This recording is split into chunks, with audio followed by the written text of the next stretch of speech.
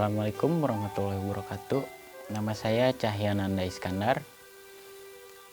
Kali ini saya akan mengisi program baru di IMN TV, dan setelah saya lihat-lihat ternyata memang programnya lumayan mengetuk pintu hati saya untuk berbagi kisah.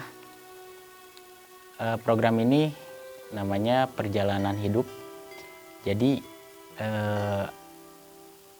kita akan menceritakan sebagian perjalanan hidup mulai dari masa lalu, masa depan, sampai masa kini. Ya, mudah-mudahan teman-teman semua yang menonton bisa termotivasi dengan cerita yang akan saya bawakan. Jadi ini sebetulnya bukan cerita sih, sebagian dari kisah nyata saya dalam kehidupan sehari-hari. Gitulah pokoknya. Mulai dari perkenalan dulu kali ya. Saya Cahyananda Iskandar. Lahir ya di sini di Bandung, di kota Bandung.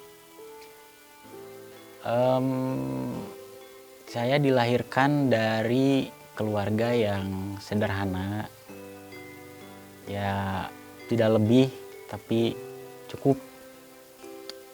Saya dibesarkan oleh kedua orang tua saya di kota Bandung ini dengan segenap kasih sayang serta pendidikan yang alhamdulillah cukup untuk menuntun saya hidup sampai saya sebesar ini hingga detik ini. Yang paling berperan dalam kehidupan saya umumnya orang-orang sekitar dalam saya bergaul, khususnya kedua orang tua saya. Meskipun dalam perjalanan hidup saya ini ada beberapa hal yang membuat saya bersedih, namun itu bisa menguatkan saya. Salah satunya ketika saya kelas 5 SD, saya mendapatkan situasi atau kejadian di mana itu tidak pernah saya inginkan. Ya betul, ibu saya meninggalkan saya untuk selama-lamanya. Beliau meninggal di usia yang cukup muda dan meninggalkan saya juga di usia saya yang masih terbilang belum dewasa. Kelas 5 SD lumayan lah ya. Dari situ saya merasa sangat sedih, bahkan sempat iri lah lihat orang lain bawa rapot, terus main-main, masih ada ibu, sementara saya ya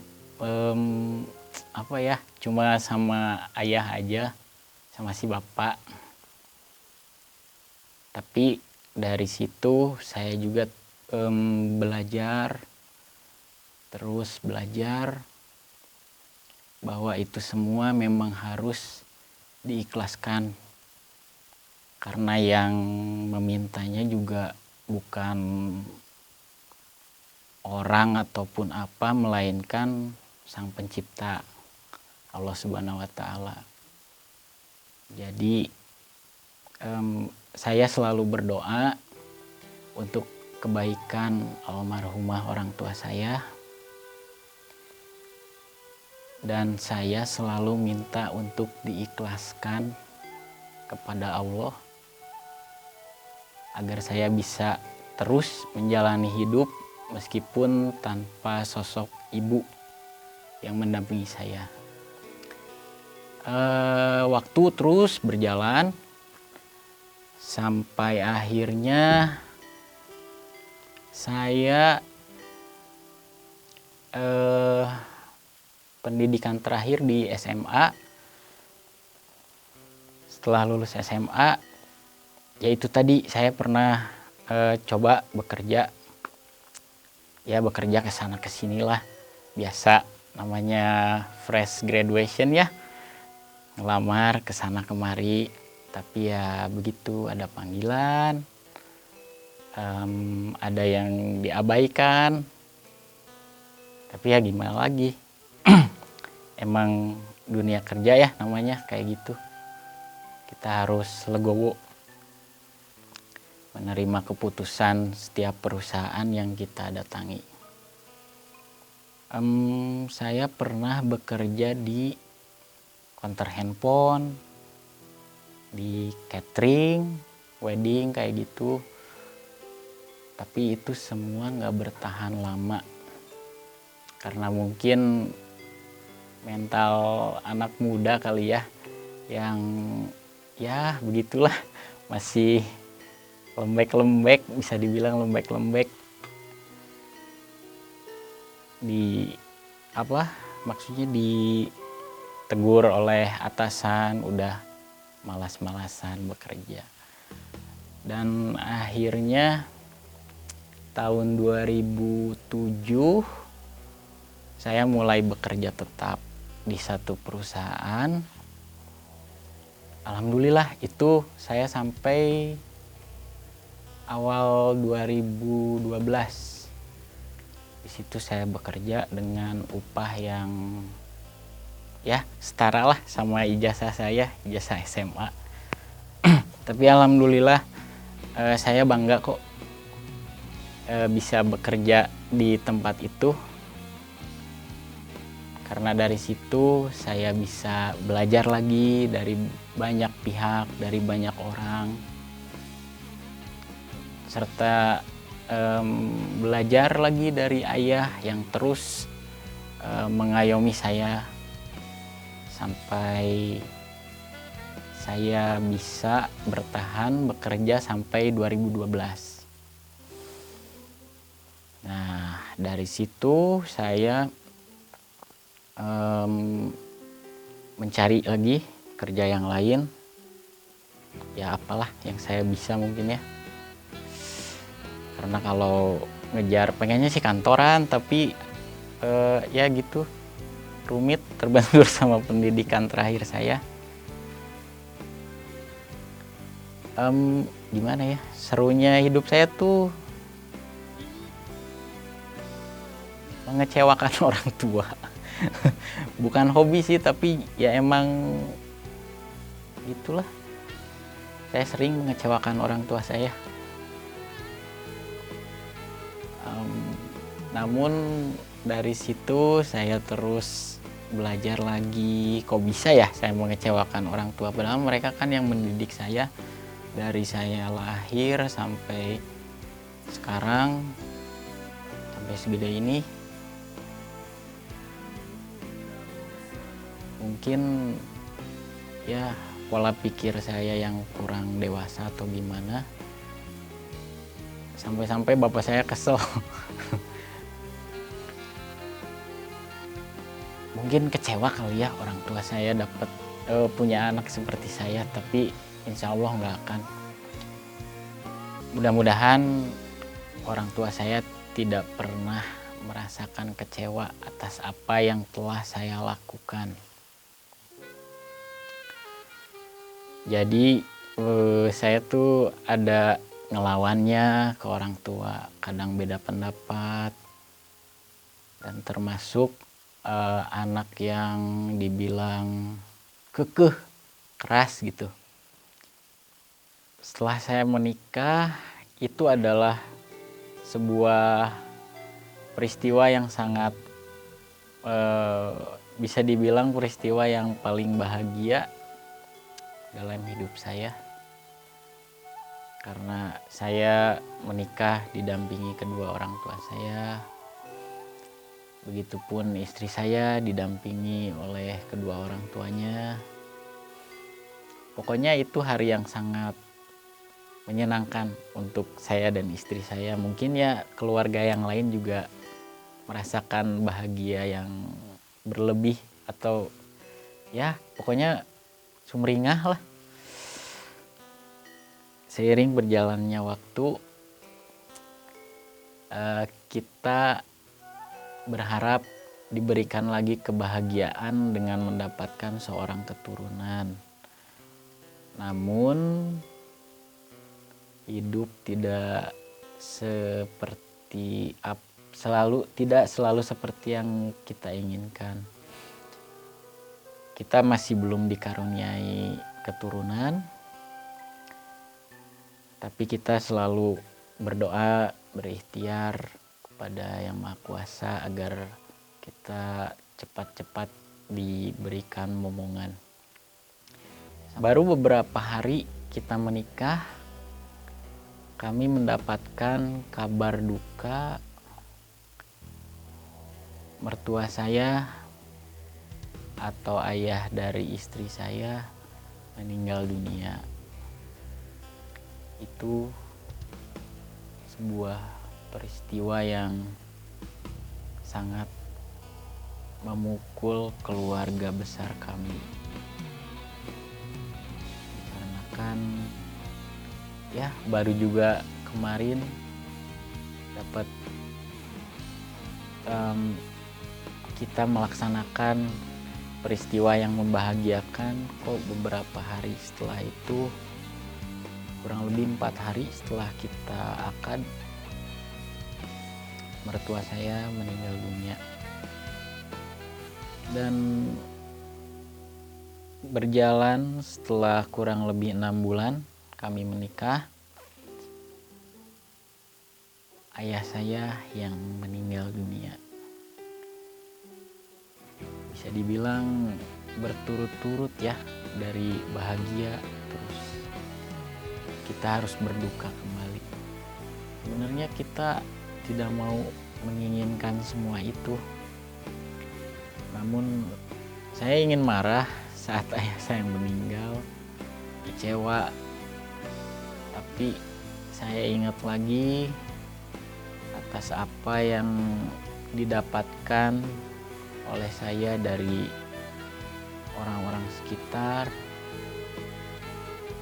bahwa saya harus mengikhlaskan semua yang telah terjadi. Termasuk Allah telah mengambil orang-orang terpenting dalam hidup saya. Berat memang mengikhlaskan, tapi ya gimana lagi ya. Yang Maha Kuasa yang punya diri kita, yang mempunyai diri kita yang meminta.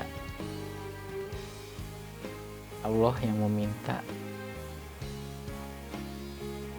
Kita tidak bisa berbuat apa-apa,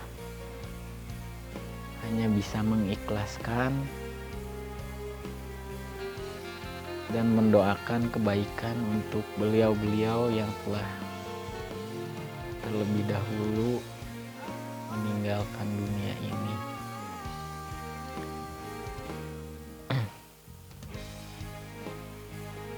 Sulit sebenarnya untuk melupakan, untuk mengikhlaskan peristiwa-peristiwa itu.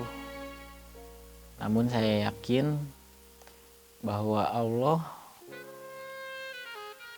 memberikan cobaan yang tidak mungkin kita tidak sanggup untuk menjalaninya. Jadi Allah tidak akan memberikan cobaan kepada hambanya, melainkan hamba tersebut bisa menjalani cobaan itu. Jadi saya tetap yakin sama Allah bahwa di balik semua itu ada hikmah yang tersembunyi, bahkan mungkin hikmah yang sangat indah dari peristiwa duka tersebut. Dan saya yakin Allah akan mengganti sosok orang tua saya dengan seseorang yang lain yang lebih baik dari beliau.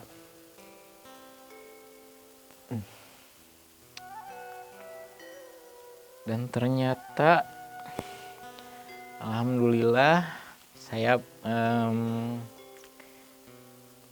dapat kabar gembira lagi kalau istri saya dipercaya sama Allah untuk memiliki keturunan. Alhamdulillah. Dari situ saya bersyukur sekali karena Allah telah karena saya rasa Allah memang maha adil. Dia mengambil ayah saya, mertua saya, serta adik saya, ibu saya. Namun beliau mulai mengganti, ya mungkin dengan kabar gembira, yaitu kehamilan istri saya yang pertama. Mudah-mudahan diberikan kelancaran hingga lahiran. Amin. Ya begitulah ternyata hidup, suka dukanya bercampur, tapi kita harus selalu bisa mengambil hikmah dari setiap peristiwa yang kita dapatkan, peristiwa yang kita jalani dalam hidup. Pokoknya jangan lupa bersyukur. Satu lagi, ingat jangan lupa sedekah, karena sedekah itu bukannya ngurangin apa yang kita punya, tapi justru Allah menambahnya dengan lebih dan bahkan beribu-ribu kali lipat. Dan untuk yang masih punya orang tua, yang punya ayah, punya ibu kandung, bersyukurlah sampai detik ini kalian masih dibimbing, istilahnya masih diberikan kasih sayang dari kedua orang tua. Saya sempat kecewa dengan nasib saya yang sekarang yatim piatu ya bisa dibilang. Namun saya kembali bersyukur bahwa tidak hanya saya yang diberikan kondisi seperti ini. Banyak di luar sana yang memiliki nasib sama seperti saya, namun mereka bisa survive, bisa menjalani hidup dengan lebih baik lagi dan lebih baik lagi. Begitupun saya yang masih terus memperbaiki diri agar saya bisa lebih baik dalam kondisi apapun. Maka dari itu, mari kita syukuri hidup yang kita dapat sampai detik ini. Dengan cara apapun bersyukurnya, insya Allah Allah akan tambah nikmat dalam hidup kita. Mungkin sekian ya cerita singkat hidup saya. Mudah-mudahan ya bisa jadi motivasi untuk teman-teman semua yang nonton video saya ini yang nggak begitu lama lah, beberapa menit. Semoga video yang saya buat sekarang ini bermanfaat untuk teman-teman semua. Akhir kata saya ucapkan terima kasih. Billahi taufiq wal hidayah. Wassalamualaikum warahmatullahi wabarakatuh. YMN TV, cahaya dan tuntunan.